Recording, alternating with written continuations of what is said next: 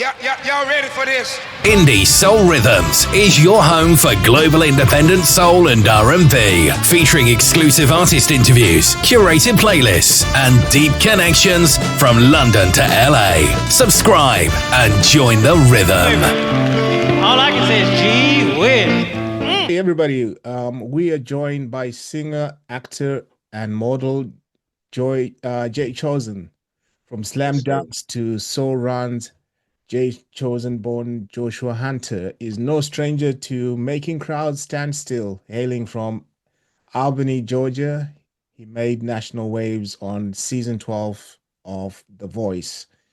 So he's here, and we're going to let him tell his story. Jay, welcome to Indie Soul Rhythms. Oh man, thank you for having me, brother. I appreciate the incredible intro. Thank you, man. But like you said, man, born and raised. My full name is Joshua Hunter. You know, I go by JChosen. I just took the first letter in my name and just made it, JChosen, to kind of personalize it. Yeah. But born and raised Albany, Georgia. I started off in the church singing, so everything began at church, and from there, music was always in my life, you could say. With the background, I have multiple talented people in my family, down from my grandmother, my mother, my sister, all those beautiful women in my life. They were pastors, and coming from a musical background, my uncles, my aunties.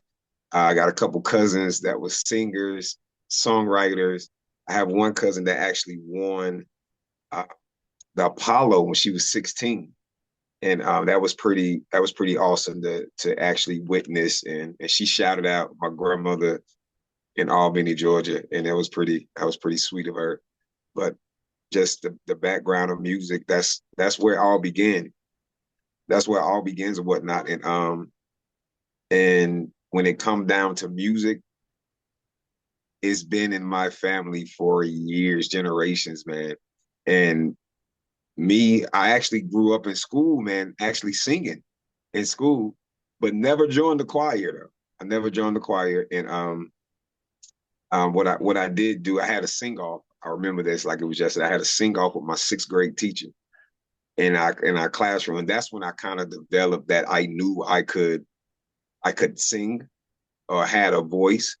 And just later on down the years, basketball was my first love. I played basketball in high school, well, from middle school, high school to college, earned a scholarship, went off to a junior college first. That is Northwest Florida State now. And then I went from there to Appalachian State University. After Appalachian State University, moved to Charlotte, North Carolina. And from Charlotte, North Carolina, that's where music really, really started for me professionally. And that's where I found my home as an artist, because I did my first open mic in Charlotte, North Carolina. Nobody knew who I was. And I had a different look at the time too, because I had dreadlocks. I know, crazy, right? I feel like everybody go through their period, hairstyles and just they period of maturing. And going through that process of nobody knowing you, I feel like that's the best process to go through, because that's the most authentic and real, and like realness that you would get from people that do not care about your feelings. They don't care. It's either you good or bad, Yeah. And so my first open mic, man, I did amazing, so I was like so super nervous, and someone was like, this is what you need to be doing, bro. Like, I don't know what you're doing with your life, but you need to try this. And from there, man, life just kind of catapulted with music. And then from there, I moved to Atlanta, started my career then. And that's when I ended up auditioning for The Voice. And I went from there, from ground up. And I know you probably gonna ask, like, so how was that? Yeah, that was actually going to be my next question. That, Yeah.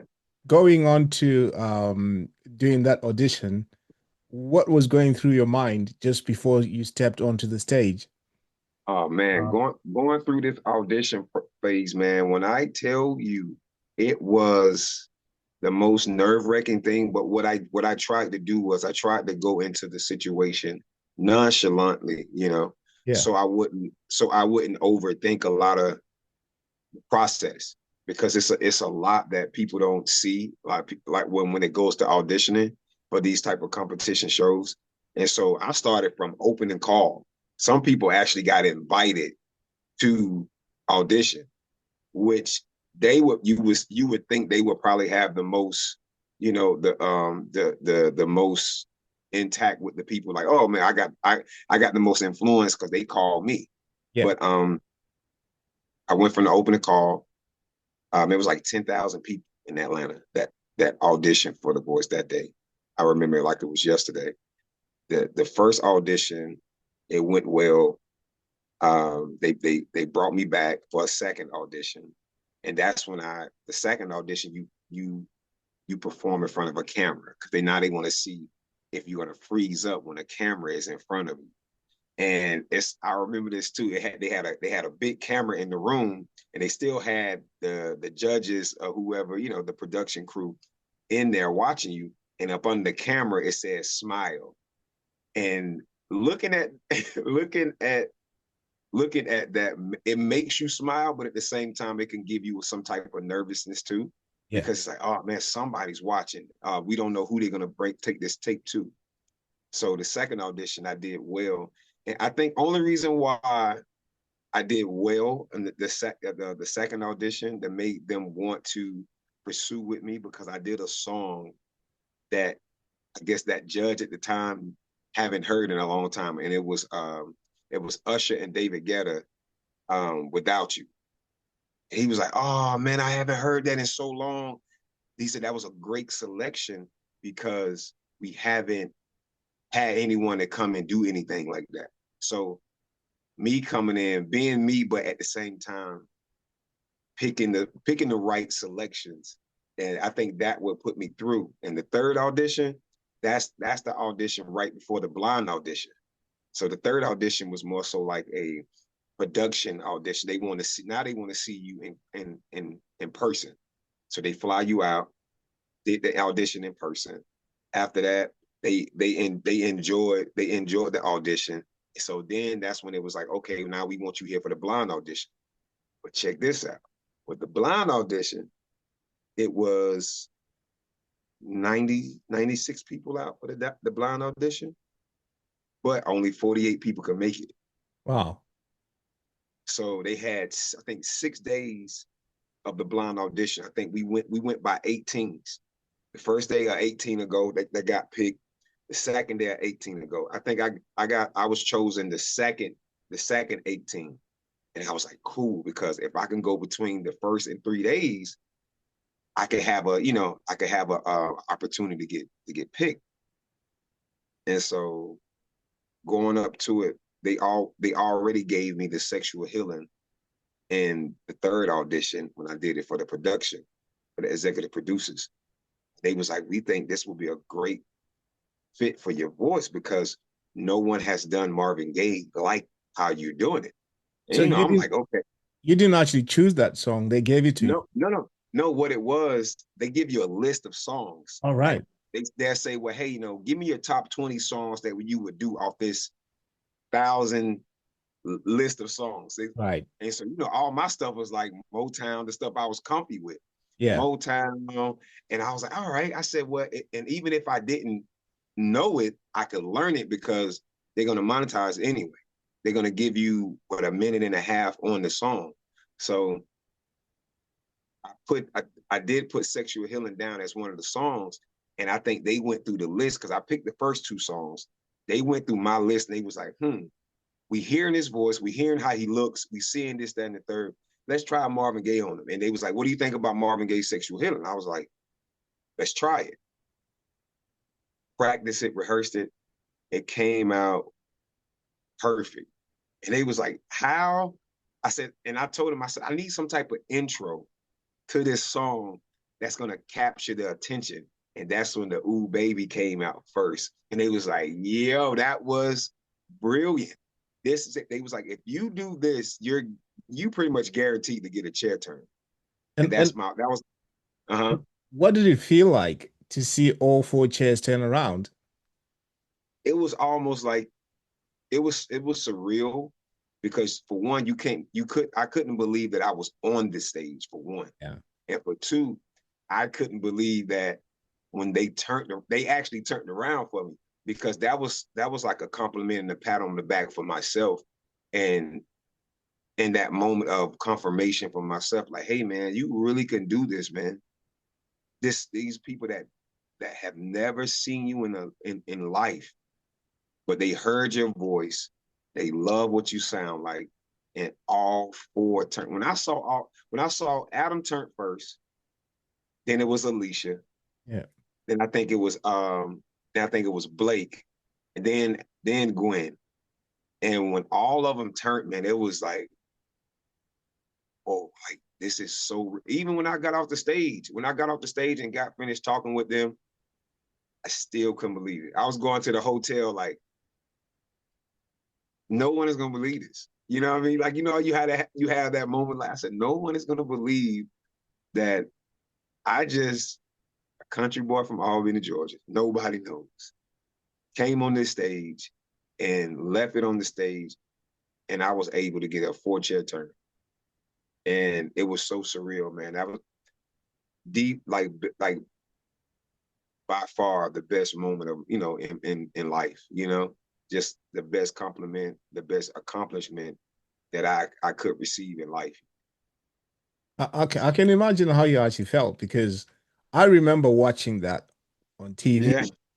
here in the UK, and not in my wildest dreams did I ever think that I'll be sitting down asking you this question years later. it's, it's But you crazy, know right? what? Your story, even before you got into, you got to audition, is is just as inspiring. I mean, you've worked as a special needs teacher's Yeah, assistant. bro. How Still did doing it that now. experience shape you as an artist and as a man? It taught me a lot. Like working with special need kids, it teaches me patience. It teaches me the that it's always you could be here one day and you could be gone the next day. Mm. Like I was blessed with multiple talents. You know what I mean? And it's to the point that it made me feel that okay, well, singing is not the only thing I should be doing. Like giving back or just doing something that's bigger than yourself and stop worrying about self and just help out. But just it shaped me so much, man, because I know it's hard for parents that have special need kids. You get to live that type of lifestyle with them and see how it is to be able to like go out and maybe have people judge you because of how your kid is. And you get to see that every day. And honestly, it's a blessing for me because I have a special need kid. Like my kid is autistic. You see what I'm saying? So my Yeah. my 5-year-old, he's autistic, and to see it and to see it and then live it is one like it's two different things, man. They have beautiful spirits, man, on how they learn, on how they capture and capture everything in life that you wouldn't even see how Yeah. you wouldn't even understand it. You like, oh man, how did you understand it that way? And it's a beautiful thing, man. It really made me a stronger individual because without it, I think I would be still on a high horse of like, okay, versus I think it really matured me and humbled me at the same time, you know. Yeah. No, yeah, I understand. I mean, being a parent myself as well, um, Yes, sir. you You know, know how it even goes, with a man. child who doesn't have special needs, I mean, it is challenging being a parent. So yeah, I can imagine having a Yeah, child with man. special needs. Yeah. So, having been on The Voice and experienced both the hype and the heartbreak, what advice would you give to artists entering televised competitions today? Just be honestly, I would just tell people, like people ask me that to this day, and I tell them like, hey, just be yourself. Know what, have the confidence in yourself to be able to take a yes and sustain the professionalism, and be able to take a no and sustain that same professionalism. Because just because they gave you a no, that doesn't mean this is not right for you. This may just not be the path that you need to take to get to what you're doing. Because think about all the celebrities that are out there that never did a competition show. Mm, And so that's what I had to tell people. I said that's not everybody's journey. Some people just try it just because they don't have anything else to do. And they was like, well, why not? Let me try it out. Let me see what happens, because this will be another avenue of just being able to get me seen and and notarized from just the world. But no, just keep working, be consistent with you, and have the confidence that you know that you have the ability of your singing abilities. And if you think that it's almost like how they say how Beyonce is. She's never too good to practice. yeah, How Michael Jordan was. He was never too, he had to practice to be great. yeah, So it's the same thing, it's the same requirement. yeah. What do they say? They say practice makes perfect, right? And that's a true Yeah, fact, man. It's yeah, like the more you practice on something, the easier it becomes, and the more effortless it becomes. And it's like, oh man, like you do that effortless. And when somebody tells me that I sing, like sometimes I go places and sing, and they're like, man, you sing so effortless. I was like, wow, that's what I want to hear versus saying, man, it looks like you're struggling. yeah, yeah, Because you don't sing those singers that could still sing, but it's like, yo, this song look like it's killing you a little bit. And it's like, you don't never want to seem like something is killing you to the point that you look and it drains you versus saying, man, he's having fun. He make it look fun. Like now I want to sing. And that's what you want to bring to people. You want to show people the joy out of what you do as well. right.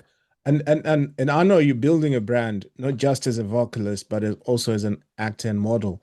How do Oh you yeah, balance man. the different facets of your creative identity? It's it's the scheduling, man. It's like you just gotta you get it's like you have to maintain the schedule. If you know that you have a gig one night, like two gigs in 1 month, and you trying to do a modeling gig, you just have to you really have the balance. It comes between you, your schedule, and how you scheduling your bookings. And that's the only way. Well, whatever works for you may not works for me, you know.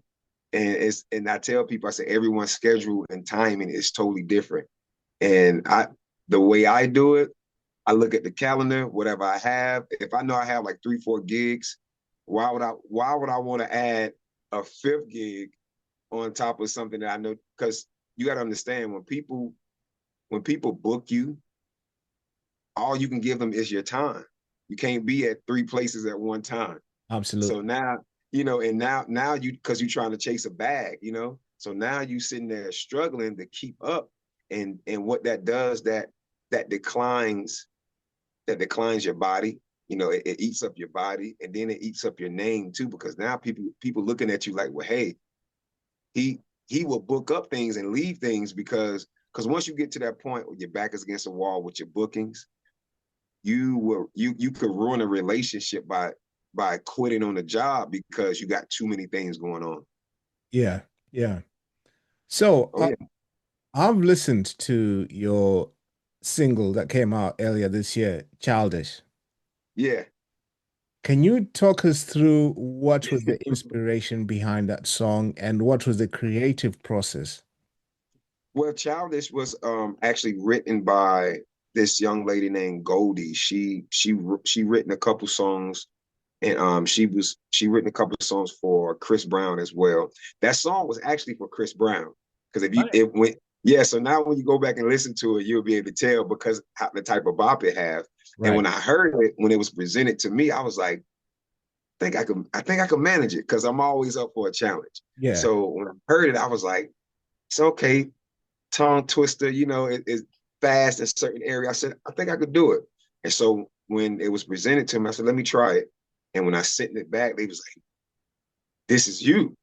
And so and just having that, everyone has that childish inside sometimes, you know, everyone has that moment of being childish or being petty.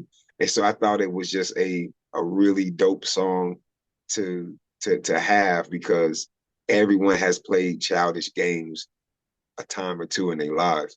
And it came out great, man. And I really appreciate everyone that had, you know, had dibs in it, and everyone that made it happen, you know. Now it's a great track. I appreciate Um, it, man. yeah, and so what has been the most rewarding moment in your music career so far? Just being able to be free of recording, man. You know, record and perform. Performing is the most important thing an artist would love to do. I don't care where it is. It could be at the post office.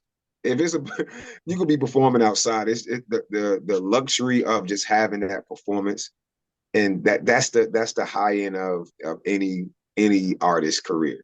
And for me, it's just being able to put out music and people actually listening and loving the music and the style and the flavor that I'm giving, you know. Yeah, So I think that's the push for me. amazing. Can you share with our listeners in terms of what's coming up next, like new music projects or performances?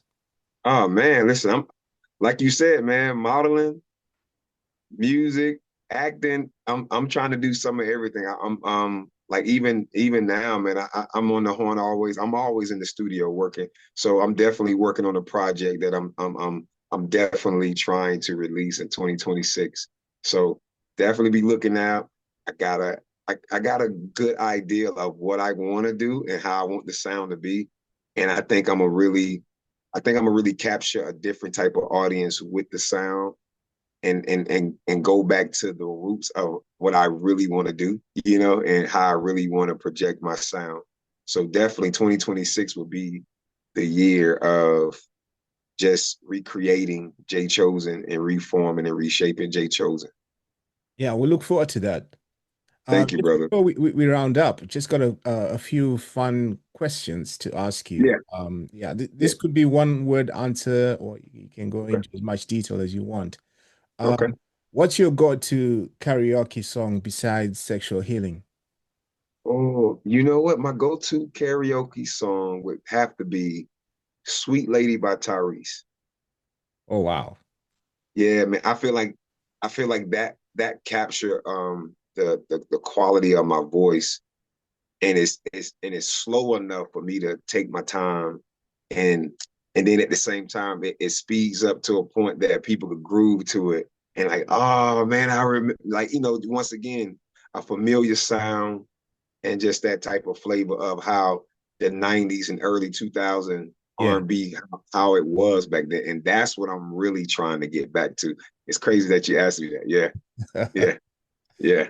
Yeah. So having said that, if you could collab with any artist, dead or alive, who's getting the feature? That's, I've been thinking about that question, man. That's a tough question, because my favorite artist is Joe. Yeah. So if I could do any feature, it would definitely be with Joe, man. Because I feel like when him and Case did that song, Faded Pictures, I feel like me and him on a song, on a record would be, I think after that record, I could stop doing music. Yeah.